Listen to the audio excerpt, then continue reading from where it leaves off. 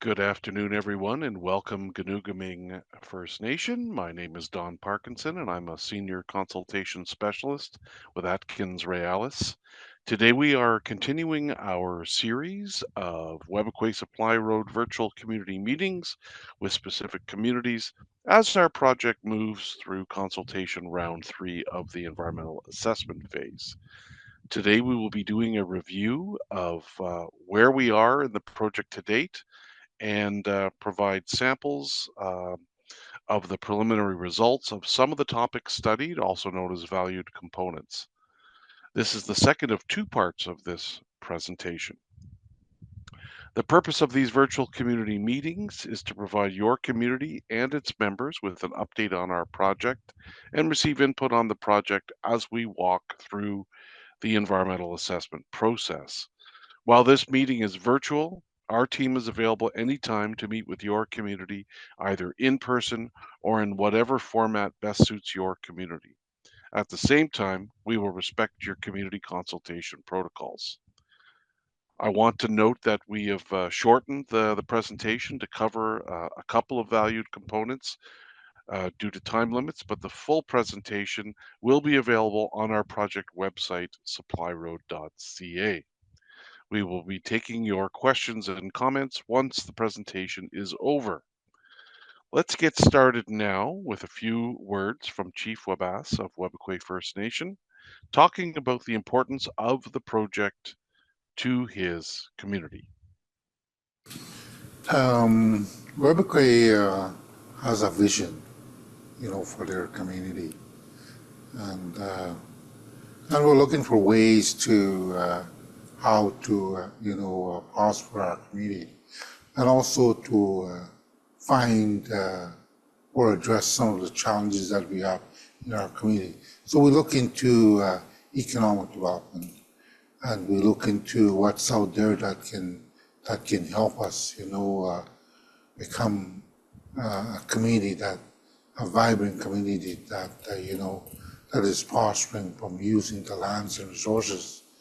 And one of the things that we're doing is that we're looking at some potential economic development opportunities, including, developing a road to potential sites in mineral development. So we are, exploring opportunities for our community, and also looking at our future generation as well too. We like to see be able to have opportunities for our future generation, so they can live a good life and a healthy life, and hopefully with the opportunities that we're looking at, it will generate job opportunities and also bring in a good infrastructure for our community. Our thanks to Chief Wabas for his thoughtful comments on the importance of the Webequie Supply Road project to his community. Let's move now to the presentation, part 2 of the preliminary results of the valued components, or VCs. Then we're going to come back and take any questions or comments community members may have. So let's now play the consultation round 3, part 2 video. Welcome to round 3 of the WSR environmental assessment phase.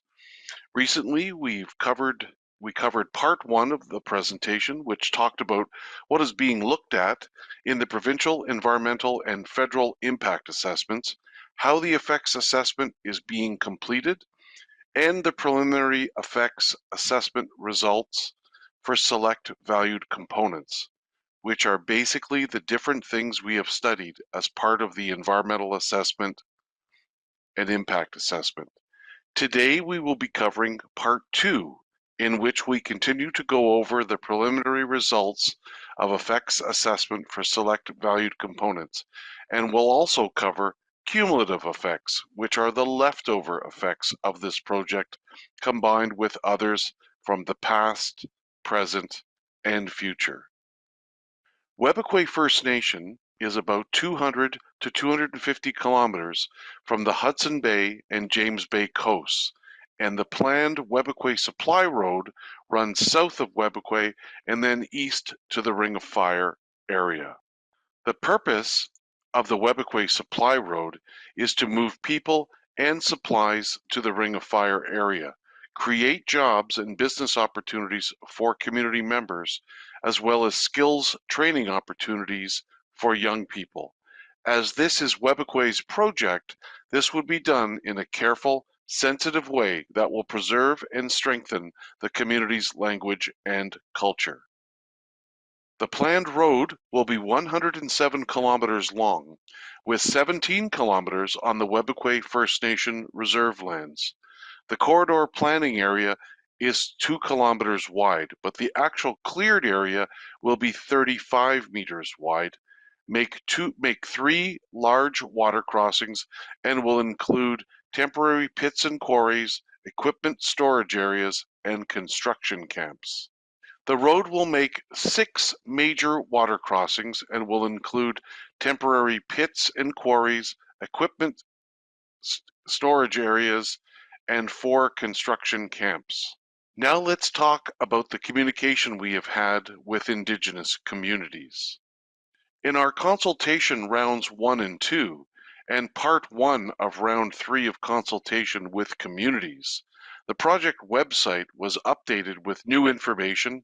Notices were sent to all 22 communities, offering a variety of engagement options, and in-person and virtual community sessions were conducted, as well as streaming sessions to help community members better understand the process and the project overall. As mentioned, the WSR consultation team offered opportunities for all 22 Indigenous communities to provide input on the project during round 3, part 1, as we previously did during round 1 and round 2. The virtual community sessions with each of the 22 communities are heavily promoted through social media and email. A variety of input was received on the project during round 2, ranging from ownership and responsibility for the completed road, impacts of climate change, employment and training opportunities, business opportunities, and impacts on treaty rights to potential downstream impacts to coastal communities. Much of the feedback related to topics that will be addressed as the project moves closer to construction, or those that are of a more regional nature and have their own process, such as federal regional assessment. Let's move now to the heart of the presentation. In part 1 of round 3, we described what is an EA or IA and what is being assessed in the EA or IA. As a refresher, environmental assessments are studies which assess the potential environmental effects, good or bad, of an individual proposal or project. For our purposes, the term environmental assessment or EA refers to the provincial process, while impact assessment or IA refers to the federal process. It includes engagement with rights holders and stakeholders to inform the process.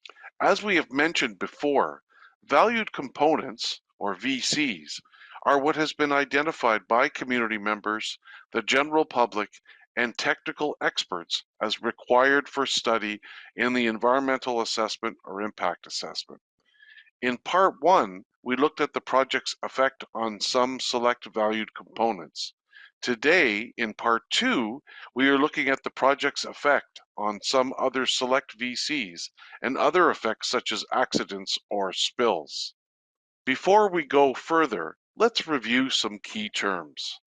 Valued components, or VCs, are what are to be studied in the EA and IA.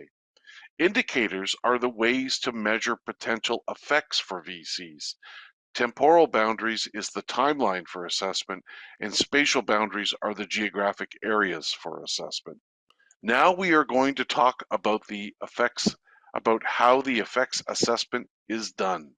Engagement and consultation, as well as Indigenous knowledge, land and resource use, feeds into the effects assessment steps, including identifying what will be studied, defining boundaries, identifying possible effects and which are left over after mitigation, then looking at all the effects together, then identifying follow-up and monitoring and overall advantages and disadvantages of the project. We have received a lot of IKLRU information so far, including the purpose of traditional ceremonies, reliance on country foods, and climate change impacts. Existing or baseline conditions for each of the VCs are described through background research, engagement and consultation, and field studies. For each VC, we look at potential effects and pathways, how it happens, the route followed. For example, grading or reshaping the land as part of the project usually hardens the ground, making it harder for rain to get into the soil and lowering groundwater levels. Mitigation can be done in different ways. Elimination of effects, reduction and control of effects and offsets, where improvements can be made elsewhere to improve fish habitat, for example. When we describe the net or leftover effects, we talk about the direction of the changes, positive or negative, the amount of change, the area impacted by the effect, when the effect will occur, how long the effect will be, how often it will occur, the social or cultural effect, whether the effect will be permanent, and how likely the effect is to occur. We determine how significant net or leftover effects using a number of methods, such as scientific experts working with community members, assessing risk ranking, or weighing effects, as well as the professional judgment of experts using their knowledge and experience. Let's move now to talk about preliminary results of effects assessment for select valued components. While we will focus on vegetation, which includes peatlands, wildlife, Aboriginal and treaty rights and interests for this presentation, due to limited time, the full version of this presentation that is available on the website will include preliminary results for social and economic, cultural heritage and archaeology, and human health and country foods. Possible impacts on vegetation could include changes in the variety or number of vegetation species through removal of some vegetation species that are rare or are important to community members and introduction of other species not from the area. We plan to mark and protect sensitive areas, including rare vegetation communities, as well as use lower impact vegetation clearing equipment. No herbicides or chemicals will be used to remove vegetation will be used. Also, specific management plans for soils, vegetation, erosion and sediment control, fuel storage and handling, spills prevention, construction waste, and site restoration and monitoring will be put in place to mitigate, meaning reduce or eliminate, potential project impacts. As for wildlife, the project could possibly result in wildlife loss due to project activities such as vegetation clearing and culvert installation. Changes in the movement of wildlife could also occur due to vegetation clearing, temporary use of fencing, and disturbances from blasting, clearing, hauling, and grading during construction and use of the road during its operation, as well as possible impacts from vehicle collisions.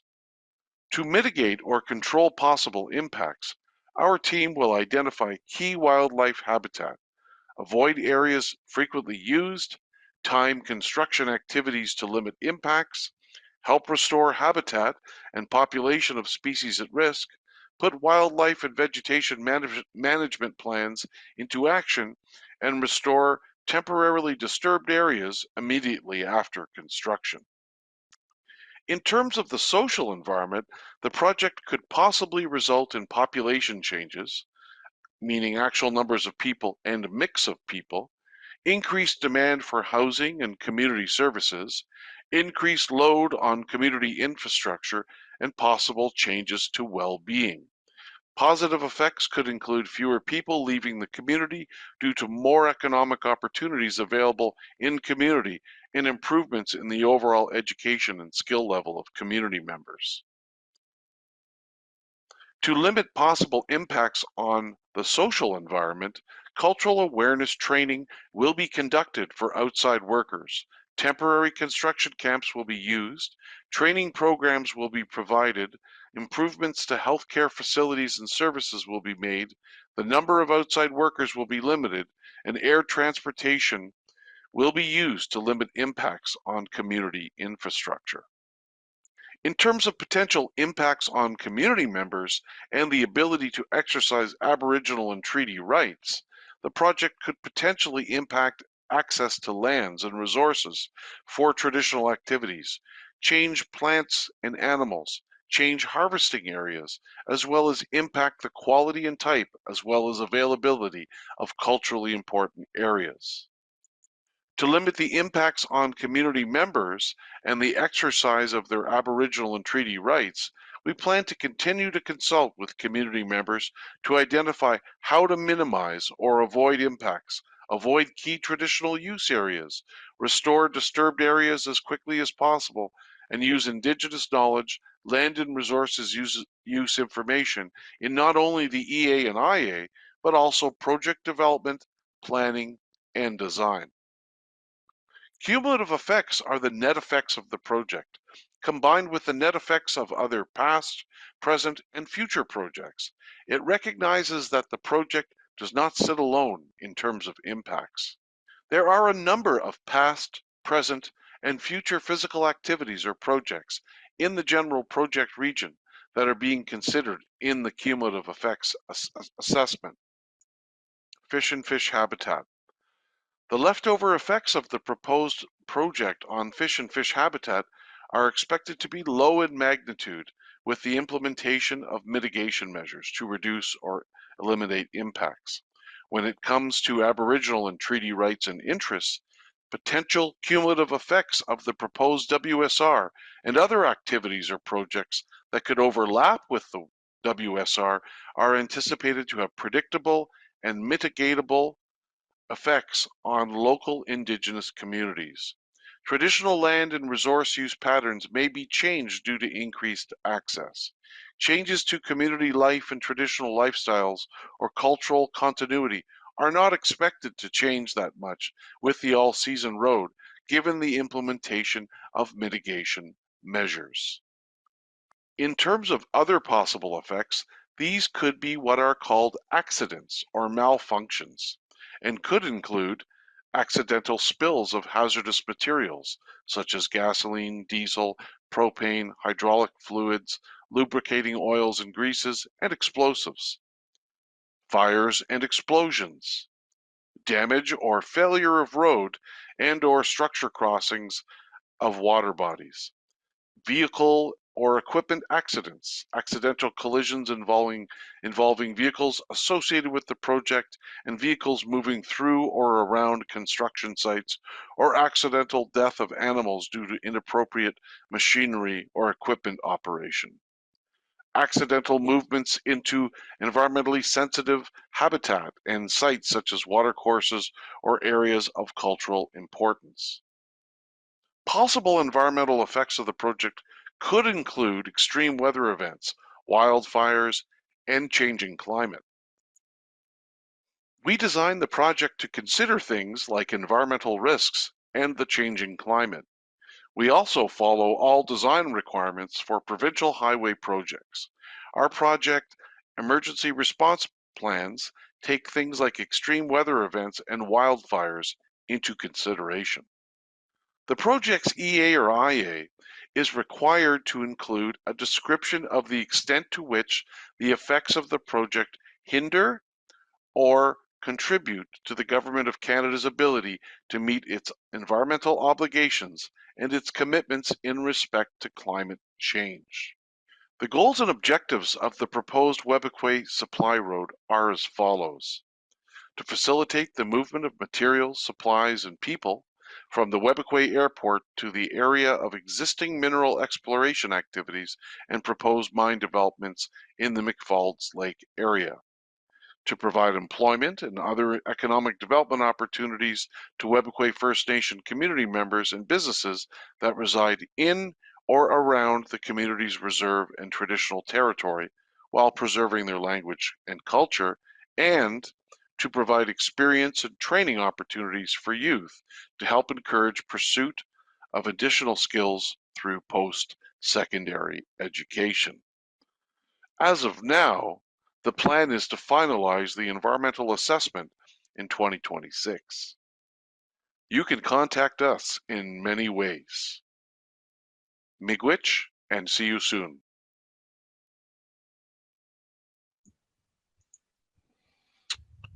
Okay, welcome back, everyone, and let's open the floor now and see if we have any questions. And I'm looking around, and it doesn't look like we have any questions or comments. So with that, that wraps up today's virtual community meeting. Miigwech to everyone for joining us. We hope it was helpful, and urge you to reach out and contact our project team with any questions or comments that you may have. The project website is supplyroad.ca. Join us again soon. We'll be in contact again shortly. Miigwech, and see you soon.